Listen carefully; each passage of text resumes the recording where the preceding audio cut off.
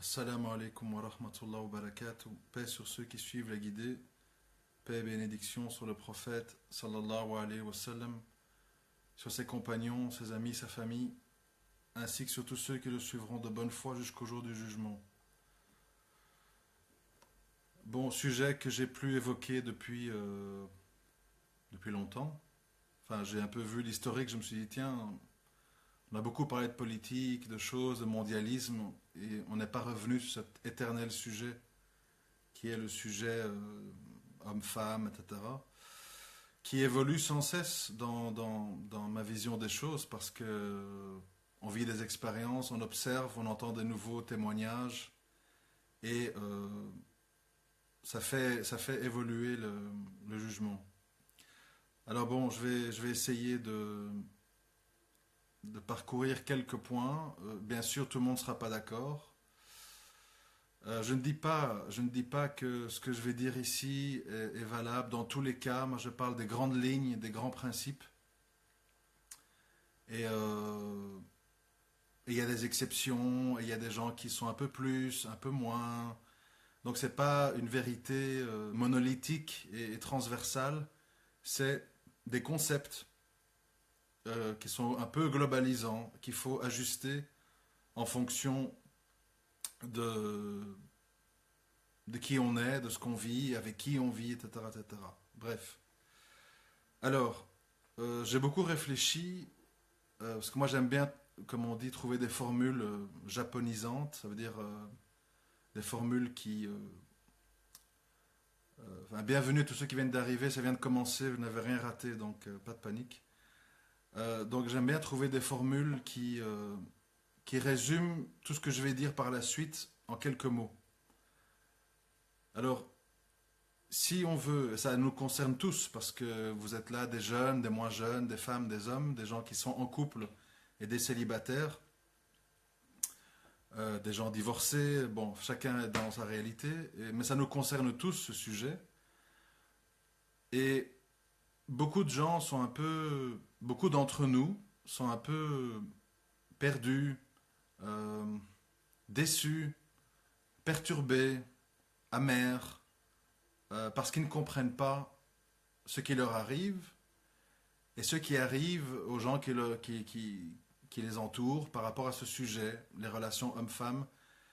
Et malheureusement, je pense que, bon, j'ai pas tout lu ni tout entendu, bien entendu, je ne peux pas tout écouter ni tout lire, mais j'ai quand même remarqué que certains concepts que je vais essayer d'expliquer ici euh, ne le sont pas souvent, ou quand ils sont évoqués, la personne qui en parle tombe dans la tentation de vouloir charger l'un ou l'autre. C'est-à-dire, soit c'est l'homme qui est coupable de tout, soit la femme, et c'est très difficile d'avoir quelqu'un qui en parle avec une espèce de neutralité, même si c'est très difficile, parce qu'on est victime de qui on est victime de son expérience personnelle, ça influence, hein, inévitablement. Mais il y a quand même des concepts où il faut faire l'effort de s'extraire un peu de sa condition. Euh, et donc la phrase pour moi qui résume ce que je vais essayer d'expliquer, c'est que dans les relations hommes-femmes, comme dans beaucoup d'autres sujets, nous sommes dans ce que j'appelle des, des amours contrariés. C'est la formule la plus juste que j'ai trouvée, et courte, et je vais expliquer ce que ça veut dire les amours contrariés. Contrariés, pourquoi? Qu'est-ce que je veux dire par là? C'est que, en fait, nous souffrons et nous faisons souffrir parce que on cherche désespérément, malheureusement désespérément, parce que il faudrait s'arrêter de chercher, on cherche désespérément à réunir dans nos vies, sur ce sujet-là et dans d'autres, des choses incompatibles ou paradoxales ou en opposition. Et on a beau passer d'échec en échec, de désillusion en désillusion, d'amertume en amertume, on continue et on divorce et on s'engueule et on recommence et on recherche à nouveau quelqu'un, etc. Et puis, qu'est-ce qu'on se rend compte qu'on a un peu d'expérience de vie?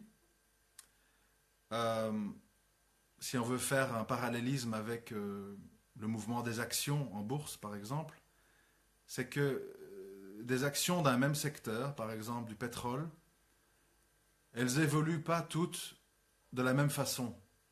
C'est-à-dire qu'il y a des compagnies mieux gérées que d'autres qui sont récompensées pour ça et qui montent plus vite, descendent moins fort, etc. Mais, qu'est-ce qu'on constate souvent, sauf exception, qu'avec le temps, les choses, euh, les choses se stabilisent et finalement, toutes les sociétés ou toutes les personnes ou toutes les femmes ou tous les hommes partagent pas mal de choses, même si au départ on la croyait ou on le croyait très différent. Parce que c'est vrai qu'au départ, quand on fait la connaissance de quelqu'un, il y a des différences.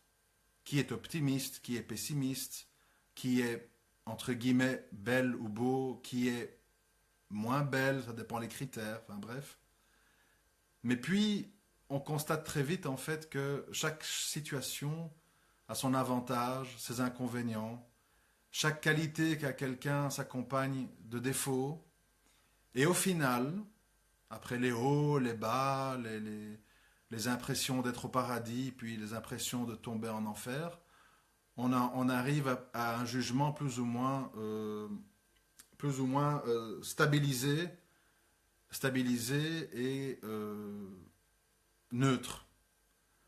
Alors pourquoi j'ai parlé d'amour contrarié? Évidemment, c'est très différent dans le cas d'un homme ou d'une femme. Euh, je peux pas faire, je vois pas comment je pourrais faire autrement qu'à travers des exemples. Ça me semble plus parlant. Des exemples, c'est par exemple la chose suivante. Une femme, quand elle aime un homme, quand elle s'attache à un homme, même si elle sait que quelque part elle va devenir dérangeante, casse-pied, pesante, c'est plus fort qu'elle. Cet attachement, cet amour s'accompagne inévitablement, d'une certaine forme de jalousie, de possessivité, et des choses qu'elle a appréciées chez cet homme qui a fait qu'elle a été vers lui, dans le cadre de la femme mariée, liée à cet homme, ça va la déranger. Je prends un exemple qui me concerne, donc, enfin, qui me concerne, je veux dire, que dans ce que je fais en tout cas, c'est, il y a sans doute, bon, il y a des sœurs qui me détestent, c'est pas grave, il y a des sœurs qui aiment bien les audios, machin, ils parlent bien, bon, d'accord. Mais en général, pourquoi il faut faire attention? Parce que une personne qui vient vers vous pour une qualité qu'elle apprécie chez vous, ça va la déranger après, une fois qu'elle est votre épouse, que cette qualité soit partagée avec d'autres personnes qui sont des rivales potentiels. Donc je veux dire, je prends un exemple, vous êtes un écrivain, vous écrivez un livre, ce livre a bouleversé une personne qui l'a lu, elle fait tout pour rencontrer l'écrivain, elle le rencontre, et ils arrivent à se lier, se marier. Elle va voir tout à fait différemment les talents d'écrivain de son mari, parce que maintenant elle n'est plus une fan ou une auditrice ou une lectrice, elle est une épouse qui a des objectifs, qui a des sentiments, qui a un attachement qui est très différent d'un constat, il est intelligent, il me fait rêver, etc., etc. Donc, on part déjà, par exemple, dans ce que je viens de citer, on part déjà là dans un malentendu. C'est-à-dire que les sentiments sont des choses mutables, qui se transforment, et qui, au départ, peuvent être sembler réjouissants pour l'ego, l'âme, mais qui après, dans une grande incompréhension, suscitent des sentiments contraires. On peut aussi prendre l'exemple d'un homme qui est un valeureux guerrier, qui combat, etc., qui suscite l'admiration chez une femme parce qu'il est courageux, il prend des risques, etc. Une fois qu'elle va devenir sa femme et une fois qu'elle va avoir des enfants avec lui, elle va percevoir tout à fait différemment le fait que cet homme soit un aventurier, qui risque sa vie, qui risque d'être blessé. Elle ne va plus voir ça comme un sujet d'admiration, mais comme un sujet d'inquiétude et de risque de perte de l'être aimé. Ça, c'est très important de le comprendre parce que nous, les hommes, on a tendance à ne pas comprendre ou accepter le fait que ce pourquoi une femme nous a aimés, c'est peut-être la même chose qui va faire qu'elle va nous détester. Je sais que c'est un peu bizarre, mais ça se passe comme ça. Et tous ces paradoxes dont je parle, ils sont omniprésents dans les relations hommes-femmes. Omniprésents. Un autre exemple, qui est un peu plus lié à l'islam. Tous les hommes, sauf exception, je parle de musulmans bien sûr, voudraient que leur femme soit pudique, discrète, etc., etc. Donc ils cherchent une femme, le hijab, djilbab, etc., etc. Et pourtant, qu'est-ce qu'on constate? Moi, j'écoute les conversations, j'écoute les remarques entre frères, etc. Les gens qui sont sur des sites de rencontres, qu'est-ce qu'ils disent en premier lieu? Je parle de musulmans. Qu'est-ce qu'ils disent en premier lieu? Ah, l'annonce a l'air intéressante, mais on ne voit pas sa photo. Ouais, moi, je ne vais pas écrire, je ne sais pas à quoi elle ressemble. Et quand elle met une photo, rarement, et quand elle met une photo couverte, on ne sait pas bien dire, le hijab, ça cache, ça déforme le visage, c'est délicat. Et au final, ces frères qui rêvent de femmes discrètes et pudiques terminent en fait souvent,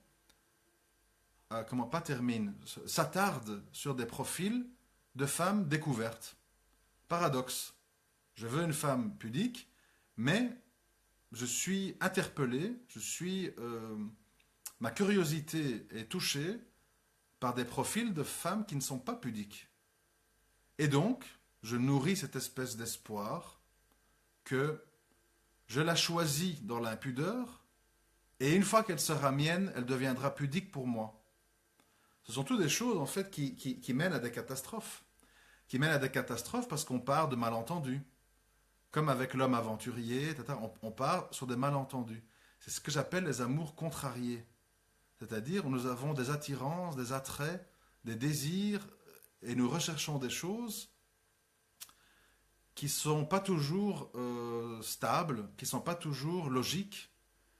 Et évidemment, sur de l'illogisme ne peut pas déboucher quelque chose de sain.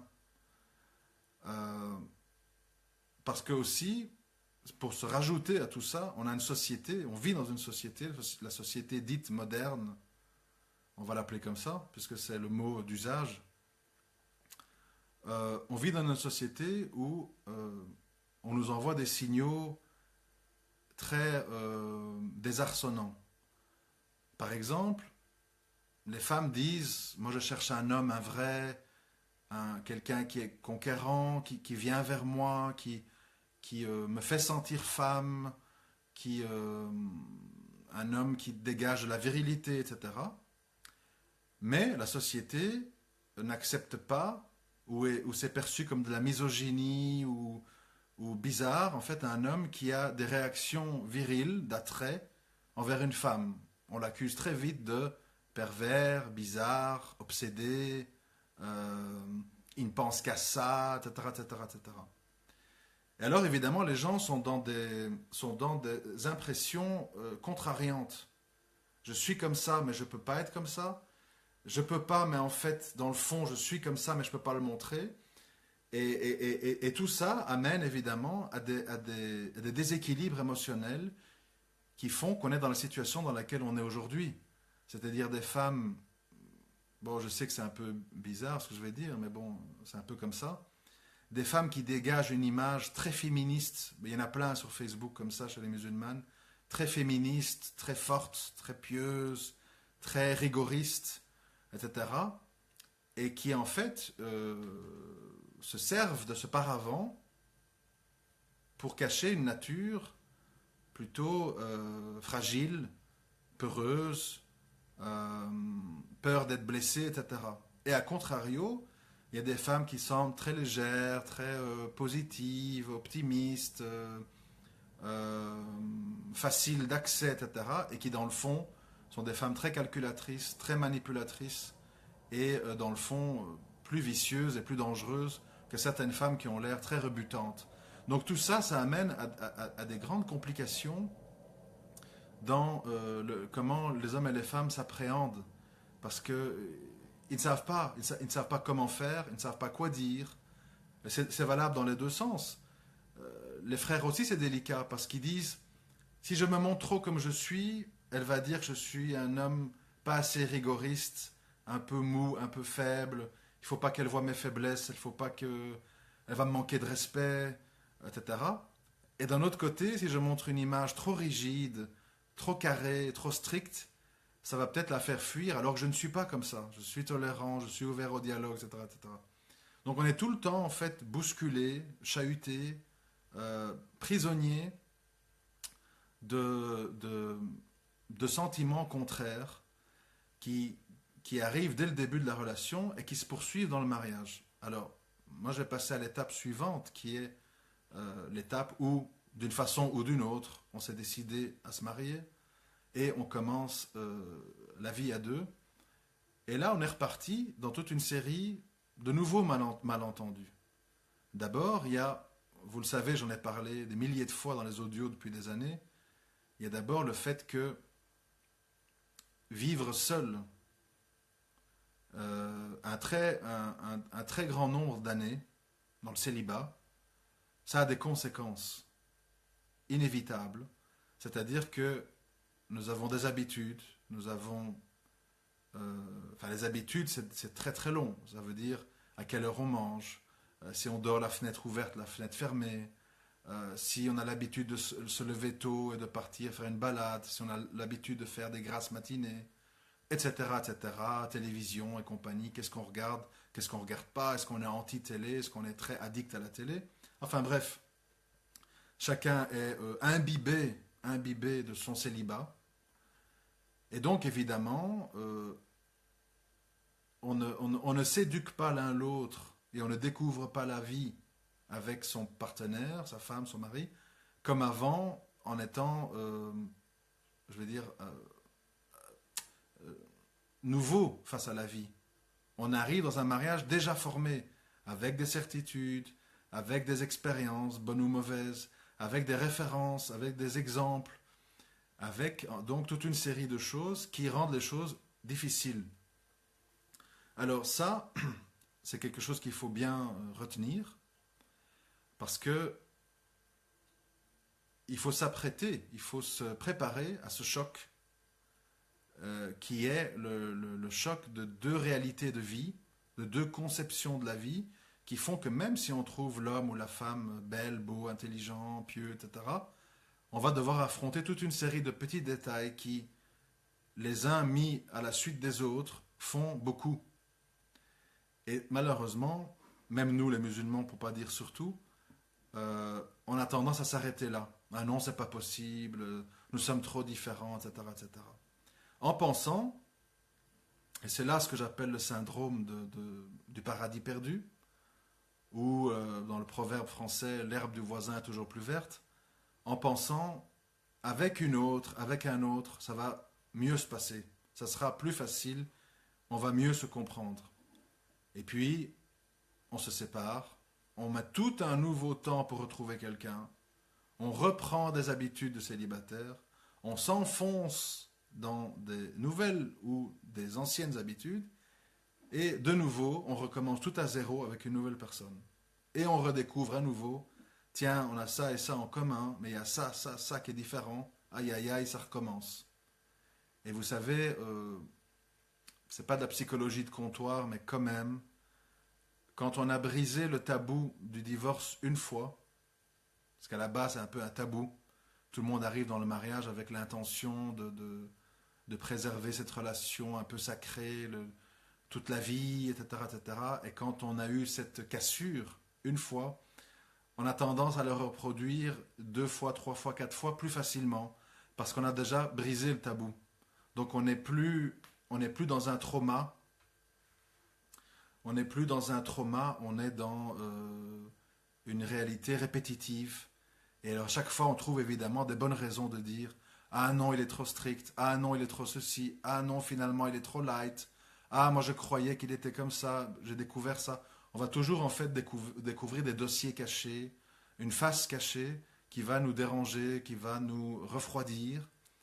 et qui va commencer à nous mettre des doutes, à nous mettre dans une situation de tension, parce qu'évidemment, on revit l'ancienne expérience dans le cas des divorcés, et très vite, en fait, l'être humain, il a ce côté un peu vicieux, entre guillemets, de très vite rechercher dans son passé des points d'ancrage, des points de référence pour comprendre sa situation actuelle, alors que c'est une situation nouvelle. C'est une autre personne qui a un autre âge, qui a un autre vécu, qui a une autre origine, qui a une autre famille.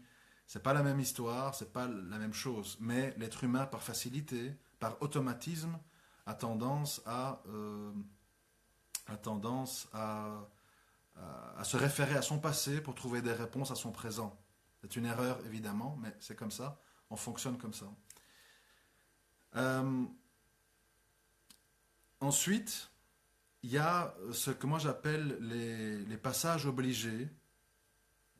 Donc, par définition, il y a le mot obligé dans la phrase, les passages obligés qu'on fait, qu'on a envie de faire, tout en sachant qu'ils vont être perturbants.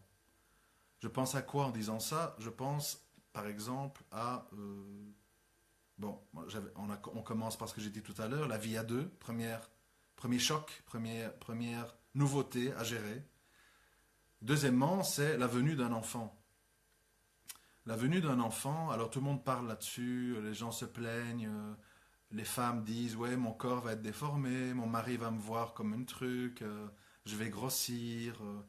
Donc elle développe, d'ailleurs je l'ai dit la dernière fois, dans la phrase en français tomber enceinte, il y a cette idée en fait, on tombe sur une mauvaise nouvelle quelque part, quelque chose de dérangeant, et vous voyez tous les mots qui s'accompagnent. Ah, elle est nausée, ah, elle est vergéture, ah, les contractions, ah, la péridurale, ça fait mal, et si j'ai une césarienne, bon, enfin, toute une série de propos qui donnent pas envie, en fait, qui sont un peu traumatisants, parce qu'on énumère, en fait, tous les côtés négatifs. Et puis la suite, c'est les nuits blanches, l'enfant, changer les couches, malade, les dents qui poussent, la fièvre, etc., etc. Donc en fait, les gens, on a beaucoup insisté, puisque on est dans une société individualiste qui met en avant la liberté, l'épanouissement de soi, fuir les épreuves et les responsabilités, etc., etc. Ce qui mène à ce à quoi on est, c'est-à-dire plein de célibataires endurcis, des gens qui ont un enfant ou pas d'enfant, ou maximum deux, parce qu'il y a tout ça. Il y a tout ça, c'est-à-dire qu'il y a toute cette idée, et s'il me quitte, je fais quoi avec l'enfant? Je pourrais plus reprendre un travail parce qu'il faudra éduquer l'enfant, j'ai pas envie de le confier à une crèche. Donc en fait, les gens ont tout ça qui tourne dans leur tête. Et alors, évidemment, quand on est plein de ce qu'on appelle les waswas, quand on est plein de waswas, évidemment, on devient nerveux, on devient instable, et c'est ça le comble de l'histoire, c'est qu'en étant nerveux et en étant instable et en anticipant les problèmes, on crée les problèmes. On les crée. C'est-à-dire qu'à force de dire à son compagnon, par exemple, « Ah là là, les nuits blanches, je te préviens, une fois toi, une fois moi, je ne suis pas une esclave, moi j'ai besoin de me reposer. » Bon. On anticipe, c'est-à-dire on crée une situation de tension avant l'heure. Et tout le monde vous le dira, une même action, une même situation, c'est l'histoire de l'eau, la bouteille d'eau à moitié vide, à moitié pleine. Une même situation peut être vécue très différemment suivant la façon dont on l'aborde. Par exemple, si on reste sur cette histoire d'enfant, si on part du principe qu'un homme et une femme qui s'aiment, voilà, Allah subhanahu wa ta'ala, il a fait que aussi bien l'homme que la femme, ils ont ce désir inconscient qui les dépasse, même s'ils savent que c'est hyper compliqué, que ça va amener une certaine instabilité, etc., etc. Ils ont ce désir en fait d'avoir un prolongement d'eux à travers une descendance. Ce n'est pas qu'une histoire de femmes, parce que souvent on dit ouais, les femmes, leurs poussins, elles veulent enfanter, etc., etc. Moi je pense quand même, avec l'expérience et le temps, que l'homme, peut-être il se l'avoue pas, hein, parce que voilà, la fierté masculine, je sais pas quoi. L'homme, il a aussi cette espèce de désir, une fois qu'il est bien avec quelqu'un, d'avoir un prolongement, un aboutissement de tout ça. Et donc, il va il va faire en sorte que ça arrive parce qu'inconsciemment il le veut. Et ça, c'est parce que souvent, j'invite les gens à réfléchir de nouveau à la logique. Euh, L'acte sexuel nécessaire à la reproduction de l'espèce, euh, s'il n'avait pas été quelque chose d'agréable pour les deux, vraisemblablement que nous ne serions pas là.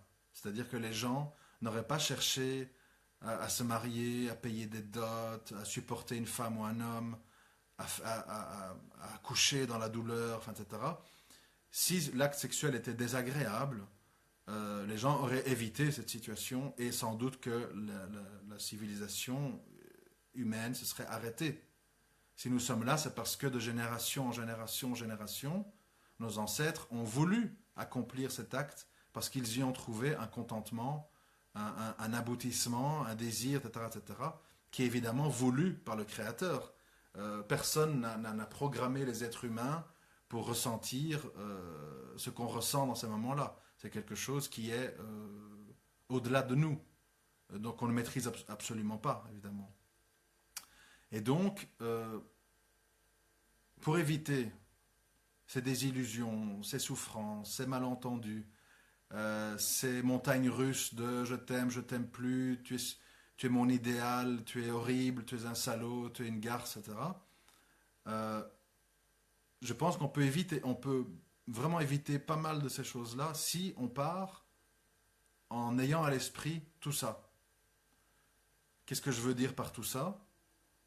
Oui, tu me plais, mais vraisemblablement, il y a des choses qui ne vont pas me plaire en toi. Oui, j'ai envie d'avoir un enfant avec toi, mais je sais que nous aurons sans doute des façons différentes de réagir et d'éduquer les enfants. Et tout ça, tous ces points, toutes ces différences que j'anticipe, que j'ai peur, la vie à deux, tes habitudes, etc. Je m'attends dès le début, je ne rêve pas, je ne suis pas occupé à me construire un téléfilm ou un Disney dans ma tête. J'anticipe le fait que ce ne sera pas facile tous les jours. Parfois on va se tirer la tête, parfois on va bouder, parfois on ne va pas comprendre, parfois on n'aura pas envie de communiquer. Mais, je le sais, et c'est pas ça qui va mettre en péril notre projet de mariage, d'enfants, etc., etc. Parce que, vous savez, comment ça se passe dans la réalité, c'est que ça va tout à fait en sens inverse. D'abord, les gens, malheureusement, hein, je m'en réjouis pas. D'abord, les gens se rencontrent, malheureusement, dans une espèce de scénario un peu idyllique. C'est-à-dire, tu es chez toi, je suis chez moi, on se voit, on sort, on se balade dans des parcs, on va au resto, on va au ciné, etc., etc. Donc, que des plaisirs, que des échanges, que des sourires, que des bons parfums, sans les responsabilités, sans les maladies, sans la supportation du quotidien, etc., etc. Donc, on commence dans une espèce de situation optimale, parfaite. Puis, on enchaîne par un mariage coûteux, plein de paillettes, de rêves, de cris, de caméras, de you-you, de limousines, de DJ, de copines, de copains, mabrouk, machin, qu'Allah vous couvre de sa miséricorde, protège votre couple. On fait des photos, on fait des DVD, on les voit, on les revisionne. Donc on part en fait d'une espèce on part d'une situation un peu irréelle en fait, irréelle. Et d'ailleurs on vous le dit quand on fait une remarque là-dessus. Oui mais quoi? On ne se marie pas tous les jours. Je veux un beau mariage, je veux avoir des beaux souvenirs avec des belles photos pour que mes enfants le voient. Bon, c'est ce genre de truc qu'on entend. Donc évidemment, les gens le savent. Les gens savent tout ça, mais ils sont consentants et demandeurs de cette espèce d'illusion pleine de paillettes. Et puis, il y a la suite. Alors la suite, c'est on n'a plus des rendez-vous, on vit ensemble. On vit ensemble, c'est-à-dire qu'on commence à devoir supporter les habitudes de l'autre. Il n'y a plus de parents, il n'y a plus d'amis, il n'y a plus de you-you, il y a le silence, les factures, la routine, la vaisselle, la lessive, etc. Et c'est là le virage suicidaire dans laquelle la plupart des gens sont, qui souvent trouve son, son point final dans la période de grossesse d'une femme, parce que là, en plus de tout ça, la femme devient nerveuse, se sent mal dans sa peau, a des nausées, devient distante, devient parfois méchante. Alors évidemment, l'obstacle est trop grand, l'obstacle est infranchissable pour des gens qui ont abordé le mariage sur la base du rêve, de l'idylle, du prince et princesse, etc., etc.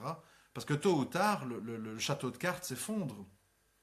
Et je ne dis pas qu'il s'effondre avec des regrets ou avec c'est pas bien. Il s'effondre parce que le problème, c'est pas la routine du mariage. Le problème, c'est le mensonge du début. Le mensonge du début, tu es parfaite, tu es mon âme sœur, tu es l'homme de ma vie, tu es la femme de mes rêves, tu es la prunelle de mes yeux. Si un autre homme te regarde, je sors mon sabre, je lui tranche la tête, tatati. Tout ce qu'on voit à gauche, à droite sur Facebook, là. Donc en fait, tout feu, tout flamme.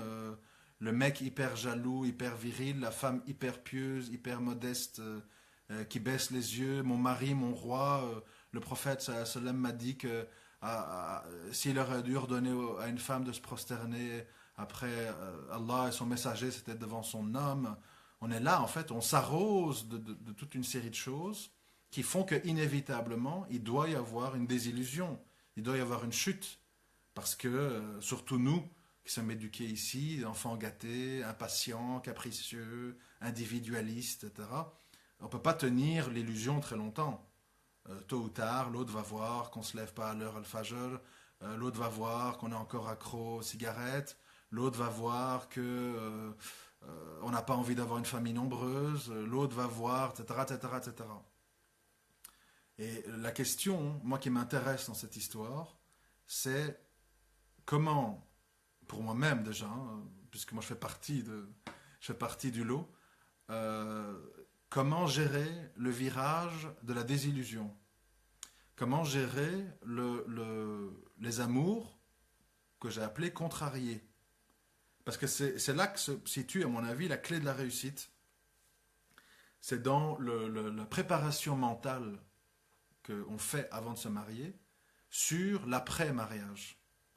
Et c'est là où on peut espérer réussir son mariage quand on a anticipé, qu'on a accepté, en gros qu'on a fait le deuil, de ce mariage imaginaire où on a l'impression en fait qu'on épouse une hourie, ou on épouse un espèce un mélange entre un ange et un moudjahidine. Je veux dire, le plus tôt on fait le deuil de ça, le mieux on va se porter à long terme. Alors, je n'ai pas dit non plus qu'il faut vivre dans le pragmatisme froid, la désillusion totale, et dire je m'attends à rien. C'est pas ça que je dis non plus.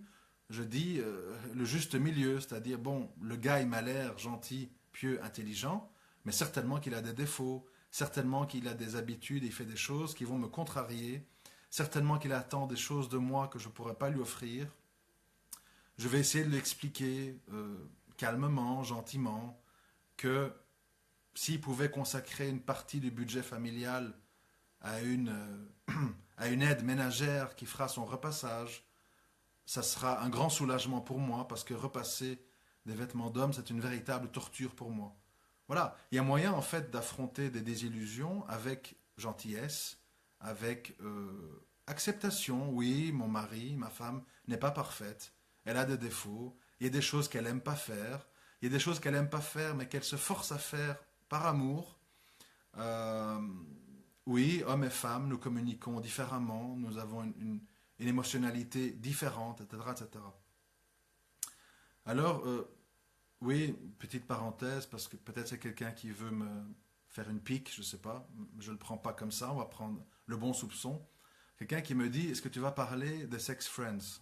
C'est vrai que j'en ai parlé à l'époque, ça a été mal compris, c'est pas grave, on va réexpliquer. Euh, Qu'est-ce que j'ai voulu dire par là? C'est une expression utilisée chez les non-musulmans pour désigner en fait beaucoup de couples d'aujourd'hui dans leurs attentes. Alors moi, pourquoi je l'ai récupéré ce mot? Évidemment, dans une optique islamique. Qu'est-ce que j'ai voulu dire par là?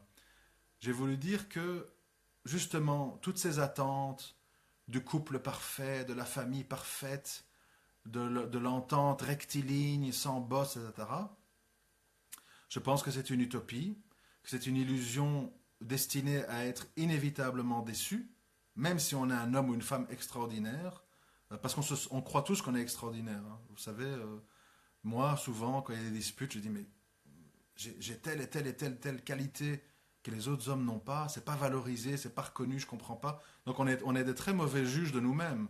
On se croit extraordinaire, intelligent, tolérant, pondéré, etc. Et au final, on est forcé de constater qu'il y a des choses en nous qui déplaisent à l'autre. Sinon, il n'y aurait pas de dispute, sinon, il n'y aurait pas de remarques. Donc, évidemment, on est des très mauvais juges de nous-mêmes. Et donc, quand j'ai parlé de ce sujet, qu'est-ce que j'ai voulu dire? J'ai voulu dire ceci. Si les hommes et les femmes, plutôt que se construire d'immenses illusions, d'immenses espoirs utopiques, si les gens se disaient simplement, bon, moi, si Allah Azawajal met sur ma route une femme, bon, je parlais en tant qu'homme, mais c'est valable dans les deux sens, on se comprend. Si Allah Azawajal met sur ma route une femme sympa,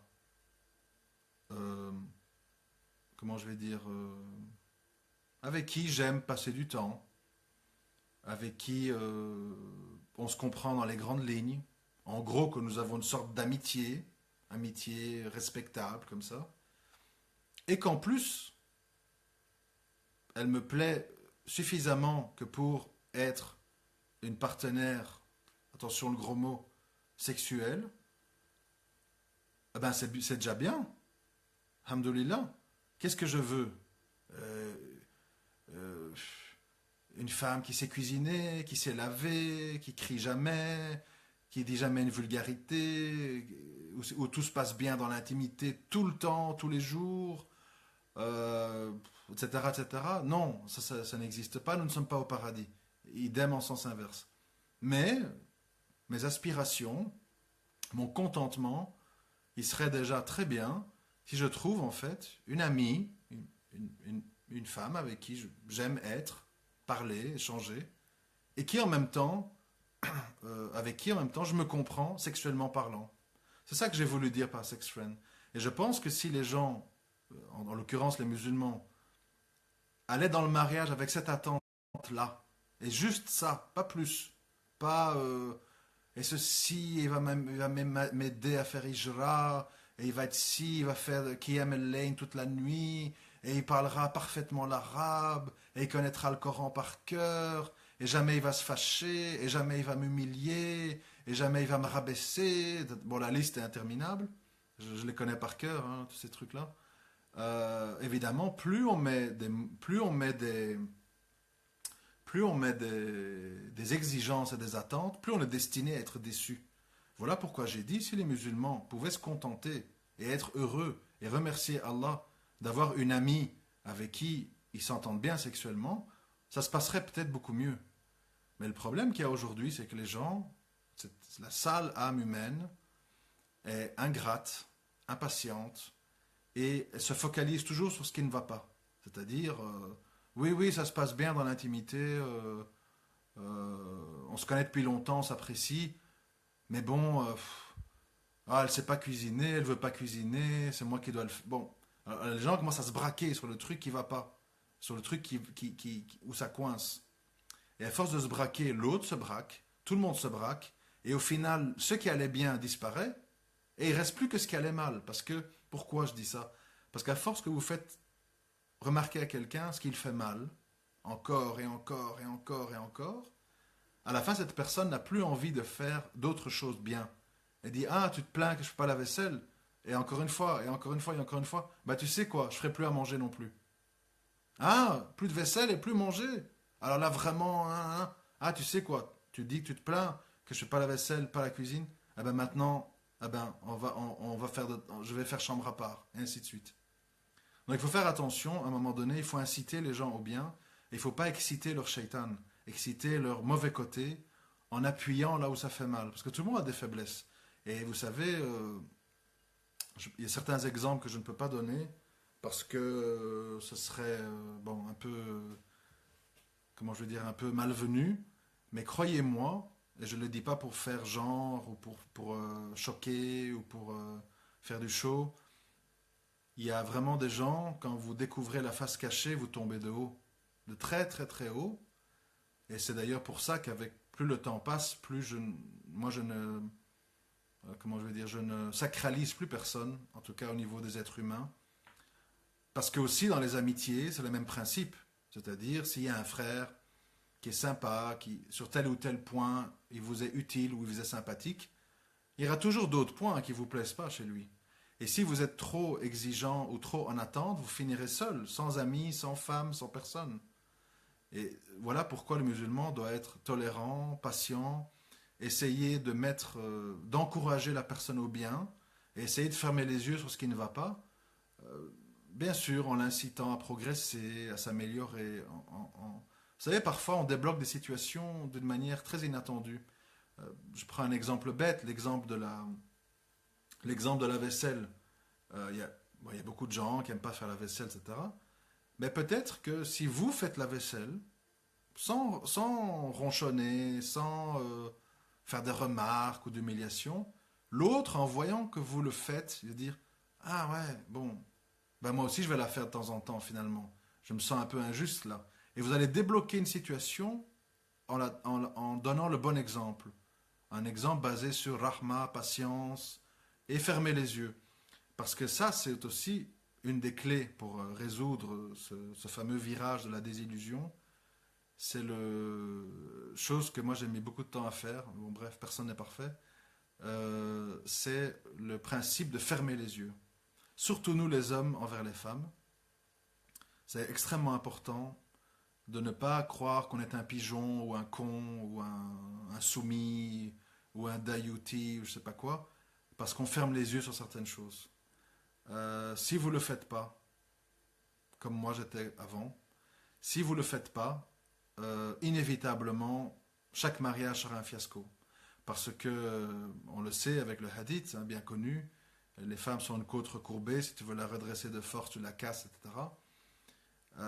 Il y a certaines choses sur lesquelles il faut fermer les yeux. Je ne dis pas des choses graves, je ne dis pas des choses qui relèvent de la mécréance. Là, évidemment, jamais. Mais ça, il faut savoir. Je le dis pour beaucoup de frères qui m'approchent en me demandant de l'aide pour se marier, etc. Souvent, je relève en vous, en fait, je le dis gentiment, hein, je ne suis pas un juge, je relève en vous un espèce de, je sais pas quel mot mettre là-dessus, mais on le perçoit moins chez les sœurs. Par exemple, les sœurs sont un peu plus réalistes sur ce point-là. Mais chez les frères, il y a quand même cette recherche inconsciente d'une espèce de, je ne sais pas quel mot employer, de sainte, de femme sans défaut. Alors qu'on a plein d'exemples dans la sira du prophète sallallahu alayhi wa sallam, que bon, Aïcha, mère des croyants, elle a eu des attitudes, des paroles parfois, qui aujourd'hui pourraient peut-être choquer, déranger, pour les plus misogynes d'entre nous en tout cas. Donc ça, c'est vraiment un message que moi j'insiste aux frères en fait. C'est ne croyez pas qu'une femme, je l'ai écrit, hein, bon après je sais que tout le monde n'est pas d'accord, mais c'est mon avis. Euh, une femme, pour diverses raisons, indisposée, émotivité, je sais pas, plein de raisons, une femme a tendance à l'injustice, a tendance à l'ingratitude et a tendance parfois à dire des choses que nous recevons comme quelque chose d'extrêmement grave, mais qu'elle a dites avec un but différent. Je prends un exemple. Une femme peut vous dire: moi je peux plus continuer comme ça, t'es pas assez disponible tout le temps avec tes potes, avec ton sport, etc. Moi vraiment, je peux pas continuer comme ça. Nous les hommes, quand on entend ça, qu'est-ce qu'on comprend? Cette femme me dit qu'elle veut divorcer. Cette femme me dit qu'elle s'est trompée et qu'en fait, elle veut être libérée. Nous, on comprend ça. Et donc, c'est tragique, c'est grave. Alors qu'en fait, le message qui est envoyé par la femme, c'est: occupe-toi un peu plus de moi, dis-moi que tu vas changer, apaise-moi, etc., etc. Donc, en fait, une femme a tendance, contrairement à nous, à dire des choses très choquantes, pas dans un but de destruction, dans un but de reconstruction positive. Et ça, c'est quelque chose qui est très compliqué à comprendre pour nous les hommes, qui sommes assez cartésiens et assez... on prend les paroles au sérieux. Hein. On entend des choses comme ça parfois, on se dit, oh là là, c'est extrêmement grave. Là, on est pratiquement prêt à téléphoner au tuteur pour dire, écoute, ta fille, ta sœur, elle veut être libérée, ça ne va pas du tout. Et puis l'autre va vous dire, mais pourquoi t'as appelé mon père? C'est pas ça que j'ai voulu dire. Moi, en fait, je te lance un signal d'alarme pour que tu... Bon, voilà. Donc c'est ça. Les mots veulent dire des choses différentes. Les cris veulent dire des choses différentes, etc. Et ça, c'est quelque chose que c'est pas facile. C'est très difficile. Surtout pour les gens un peu, comment je vais dire, cartésiens, un peu... qui ont tendance, en fait, à prendre tout au tragique ou à être dans la dramaturgie.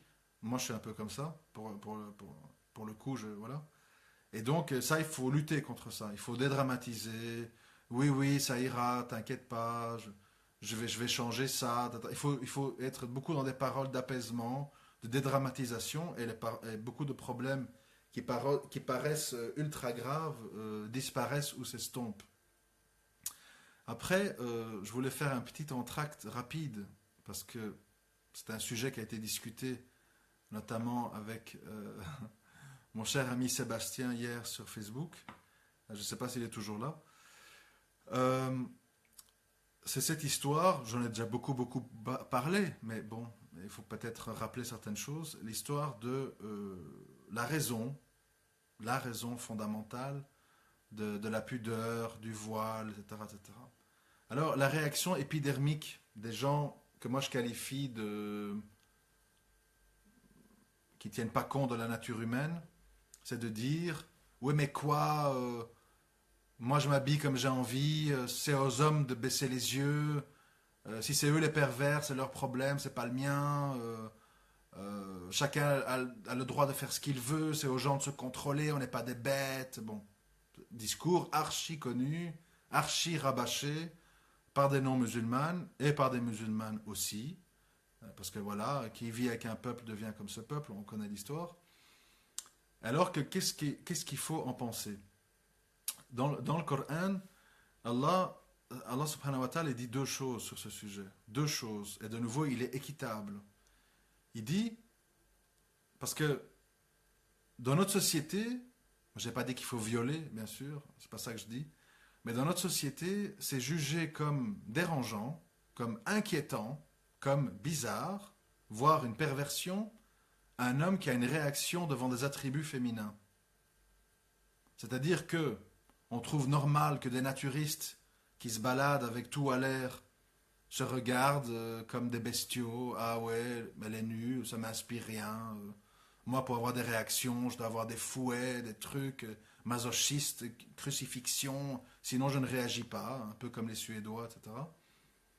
Et si un homme réagit ou a un haut le cœur devant une cheville, devant une main, devant une oreille, oh là là, il pense qu'à ça, quel tordu celui-là, ils ne savent pas se contrôler, etc. Donc il y a cette idée inconsciente que un homme qui réagit aux attributs féminins, il est bizarre, voire pervers, et un homme qui ne réagit pas, ben finalement c'est un gars bien normal. Alors que Allah qui nous a créés, en tout cas pour ceux qui sont croyants, qui nous connaît mieux que nous-mêmes, qu'est-ce qu'il dit là-dessus? Il dit deux choses. Il demande aux femmes quand elles se trouvent en compagnie d'hommes qu'elles n'ont pas à séduire, le boucher, le boulanger, le chauffeur de bus, la personne au guichet de la mairie, leurs voisins, le prof de leurs enfants, etc., d'être discrètes, de baisser leur voix, de parler le strict nécessaire, d'éviter le regard dans les yeux et de cacher leur parure. Sauf, ça c'est la version tolérante, parce qu'il y a d'autres gens qui ne sont pas d'accord, sauf les mains et le visage. Voilà qu'est-ce qu'Allah dit aux femmes. Et il dit aussi, ne traînez pas dans les rues inutilement, vous n'avez rien à y faire. Et c'est vrai. C'est-à-dire, quand on dit ça, on dit, ouais, quoi, on doit vivre enfermé, c'est ça, on est des chiennes en cage, moi je veux être dans la rue, je veux faire du shopping. Bon, il y a la réaction féministe, idiote, évidemment, alors que fondamentalement, c'est vrai que quand on n'a rien à faire en rue, on peut y rencontrer que des problèmes. Des disputes, des médisances, des malentendus, des mains baladeuses, des choses qu'on voit qu'on ne devrait pas voir, des histoires dont on se mêle, dont on ne devrait pas se mêler, etc. etc. Et qu'est-ce que Allah dit aux hommes? Il dit, si vous ne pouvez pas vous marier, jeûnez, ça vous protégera des désirs, et baissez vos regards. Donc deux choses, jeûnez et baissez vos regards. Évidemment, baisser le regard veut aussi dire baisser vos mains, baisser vos sifflets et baisser vos paroles. Ça ne veut pas dire je baisse mes yeux, mais je dis des horreurs sans nom aux femmes que je croise dans la rue. Et si tout le monde appliquait ça, c'est-à-dire que si les femmes étaient discrètes, ne sortiraient que le temps nécessaire, cachaient leurs atours, baisseraient leur voix et ne parleraient pas plus que nécessaire, et que les hommes non mariés jeûneraient et baisseraient leurs yeux, on éviterait évidemment tous les problèmes dans lesquels nous sommes aujourd'hui, etc. Mais le problème, c'est la société déséquilibrée dans laquelle on vit, où je vous dis qu'être un homme, c'est normal. Être un homme normal, c'est quoi? Être un homme normal. Être un homme normal, bon, je m'excuse d'être un peu, bon, il est un peu tard, peut-être les plus jeunes dorment, j'en sais rien. Être un homme normal, c'est réagir physiquement et cérébralement à un contact physique, à une parole, à un geste, à un regard. C'est pas être pervers, c'est pas être vicieux. Mais qu'est-ce qu'Allah nous dit? Que ce désir, cet instinct masculin, viril et sexuel, doit s'exprimer dans le cadre d'une liaison licite, c'est-à-dire avec sa femme. Pas avec la voisine, pas avec la secrétaire, pas avec je sais pas qui. Avec ces gens-là, on baisse les yeux, on s'attarde pas et on commence pas à mater, à fantasmer. Ça n'a pas de sens. Et ça, si on rentre dans les finesses, qu'est-ce qu'on dit?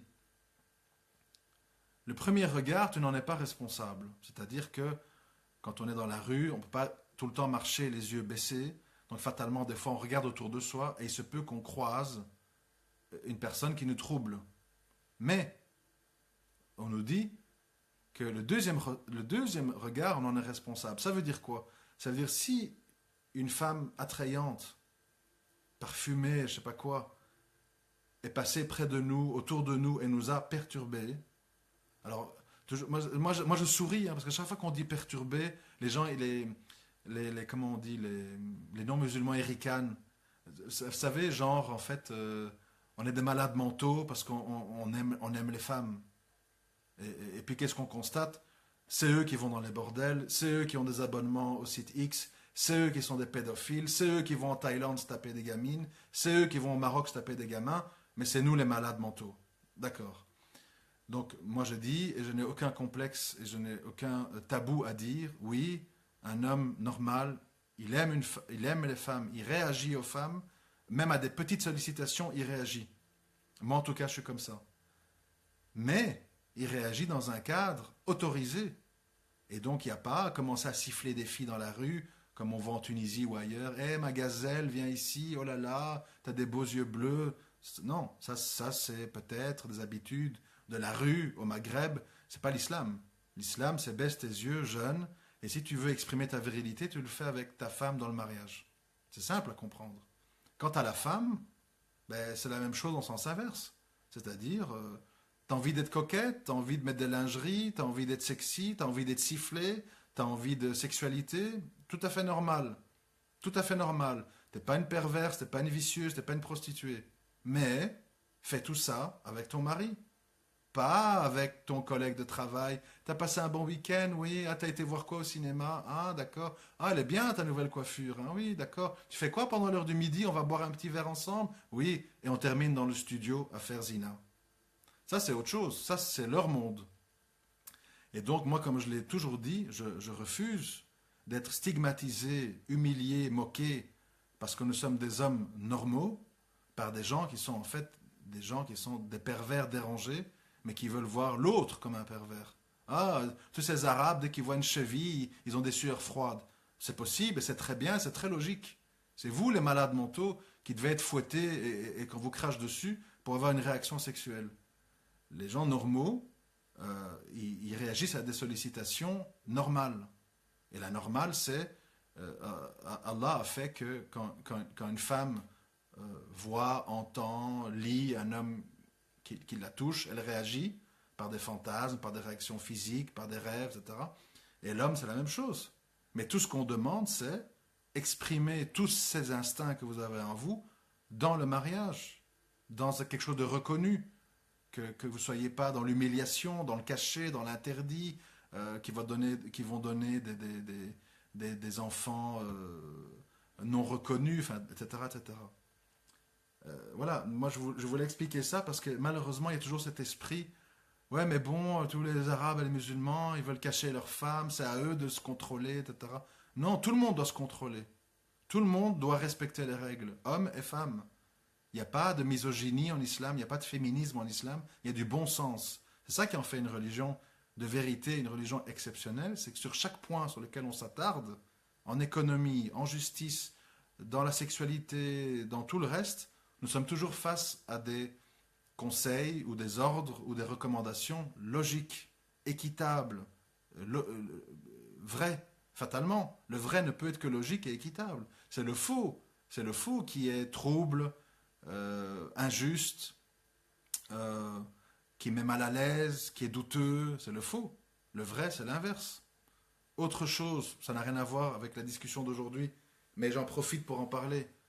Autre chose sur lequel on s'agite.